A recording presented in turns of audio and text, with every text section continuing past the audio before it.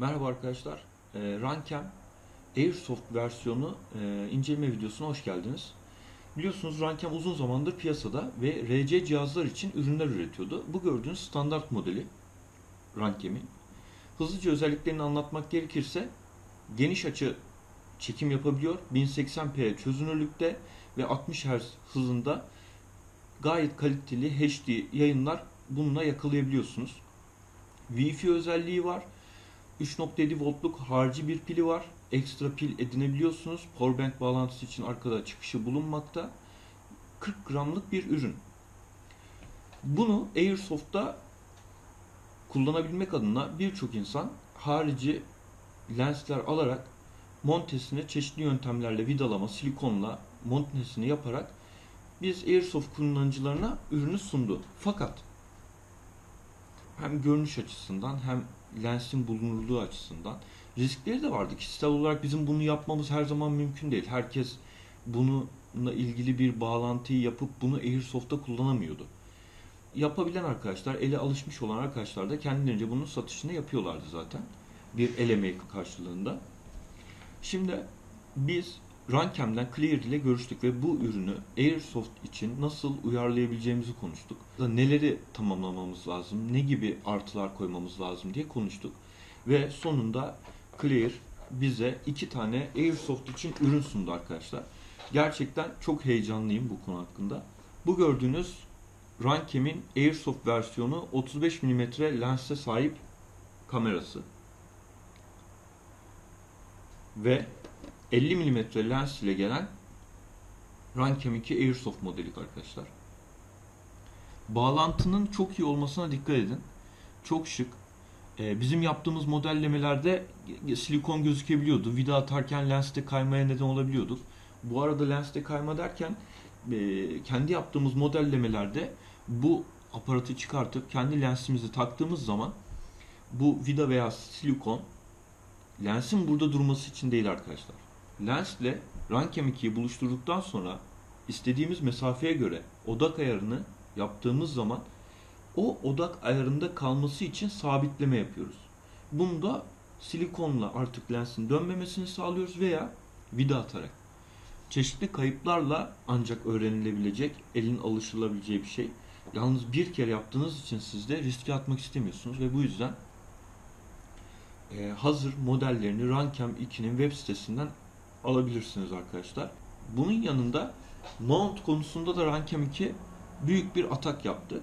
Biliyorsunuz bu gelen standart Runcam 2 modelimizde standart lens ile gelen model için mount yoktu.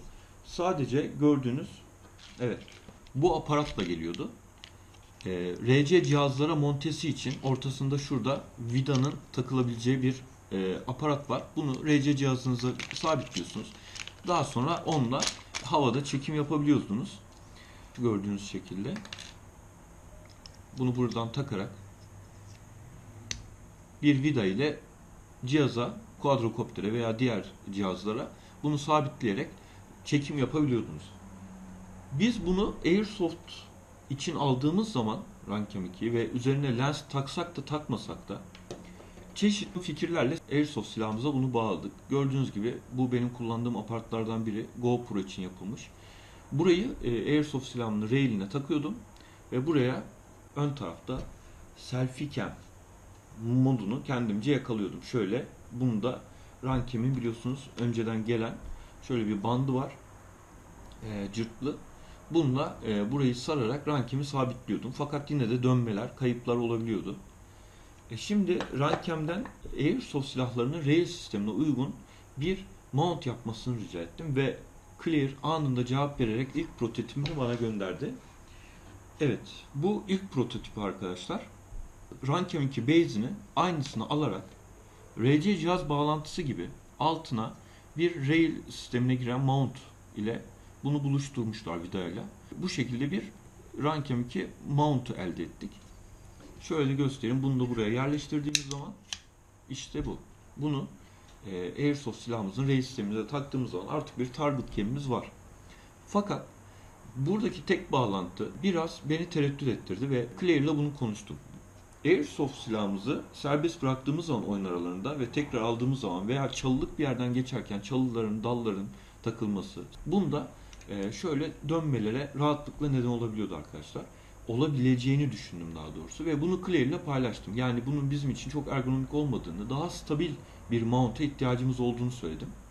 Bunun üzerine Claire tam 10 gün sonra benim evimde olacak şekilde arkadaşlar. Ben bu maili attım. Claire'e olabilecekleri anlattım ve bununla ilgili bir çözüm bulmasını söyledim. Ve 10 gün sonra tekrar bana ikinci prototip ve ana ürün geldi. İşte o ürün arkadaşlar. Değişikliği de görmeniz için şu şekilde size göstereyim. Yani bu emektir ve Airsoft için çalışanlar her zaman benim hoşuma gidiyor ve hayranlık uyandırıyor bana. Çıkartamadım ya. Evet, gördüğünüz 2 adet Runcam 2 ile gelen base. Bunlardan bu standart. Burayı değiştirerek 2 tane vida yeri yapmışlar. Yeniden bir ürün üretmişler. Ve önceki gelen tek noktalı, tek vidalı mount base'i için böyle bir çift vidalı mount yapmışlar arkadaşlar. Önemli olan bir diğer konu ise bunun vidalarıyla birlikte gelmesi. Bu iki aparatı buluşturuyoruz. Bunu neden söylüyorum arkadaşlar? Çünkü bazen mount aldığınız zaman veya böyle, tabi bunlar genellikle el yapımı şeyler olduğu için, standart modeller olmadığı için yani vida işini size bırakabiliyorlar. Bu da bir dezavantaj. Bununla uğraşmak istemeyebilirsiniz, bulamayabilirsiniz, imkanınız olmayabilir. Evet, bunu bilin ki Runcam 2 bu aldığınız mount'la birlikte vidalarını da gönderiyor arkadaşlar. Bu önemli. Evet. Artık daha stabil mount'umuz var arkadaşlar. Gördüğünüz model. Bu da 50 mm kameramız. Evet. İşte bu son nokta arkadaşlar.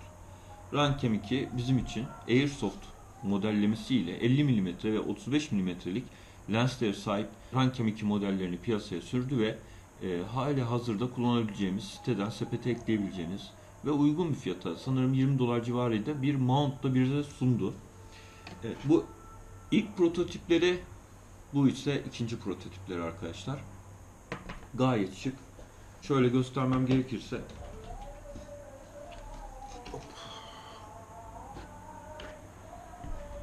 direkt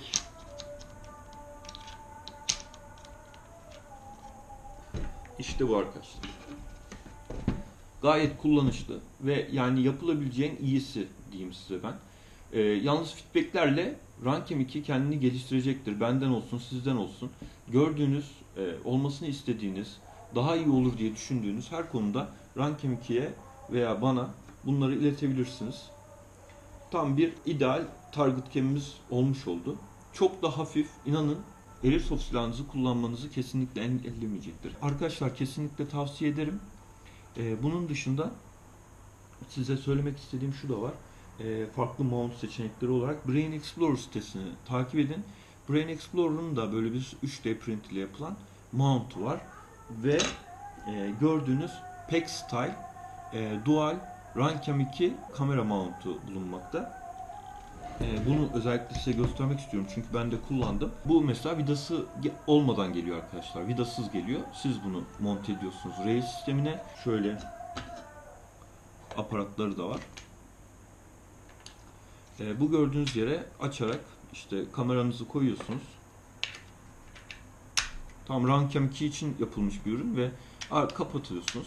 Lensli kameranızı koyarak ön taraftan target kamerası olarak, arka taraftan da sizi çeken selfie cam olarak bunu kullanabilirsiniz. Power tuşuyla Wi-Fi tuşunun yerleri açık bırakılmış. Arkadan powerbank kullanmak isterseniz o bölüm açık bırakılmış. Bu şekilde de kullanabileceğiniz, tavsiye edebileceğim bir ürün. Runcam 2'den de buna benzer bir ürün gelebilir bu arada. Ayrıca şunu da söylemek istiyorum. Runcam 2'nin mount'unu alırsanız yanında ekstra bir aparat olarak şöyle bir poşet daha alacaksınız. Bu da skoplar için, skop bağlantıları için gördüğünüz gibi beraber geliyor ikisi birlikte. Ben onun da böyle bir tüp dürbününde göstereyim size. Gördüğünüz gibi bu Runcam 2'den gelen skop için yapılmış bir rail sistemi. Bunu buraya takıp daha sonra şunu çıkartayım. Evet. İşte artık scope'ta da bir target cam'imiz oluyor. Bu gördüğünüz set olarak geliyor Runcam 2'den. Ve dediğim gibi fiyatı gayet uygun. Artık Runcam 2'nin Airsoft versiyonu ile birçok video çekebilirsiniz. Şundan da bahsetmek istiyorum. Bu kameraların kullanım amacını sadece YouTube videosu yapmak olarak düşünmeyin arkadaşlar. Bence 4 ayrı güzel özelliği var bu kameraların. 1. Bundan önce oynadığınız tüm oyunları ölümsüzleştirmesi. 6 ay önce oynadığınız bir oyuna bu kameralar sayesinde dönebiliyorsunuz. O günkü yaşadıklarınızı görebiliyorsunuz. İkinci en güzel özelliği ise bu kameraların Airsoft'u daha dürüst bir oyun haline getirdiğine inanıyorum. Bu kameranın sizde olduğunu bilen, mücadele ettiğiniz kişinin vurulduktan sonra çıkmama gibi bir lüks yok. Runcam 2 yakalıyor. Bunun sizde olduğunu bilen artık daha dikkatli olacaktır. Ve bu yayılacaktır arkadaşlar. Ne kadar bizim takımımız iyi derseniz deyin, ne kadar dürüstüz, aman tanrım biz çok iyi oynuyoruz deseniz de bu tür şeyler oluyor. Yani adam giriyor, ilk dakikalarda vuruluyor ve çıkmak istemiyor. Çıkmıyor da tabii ki.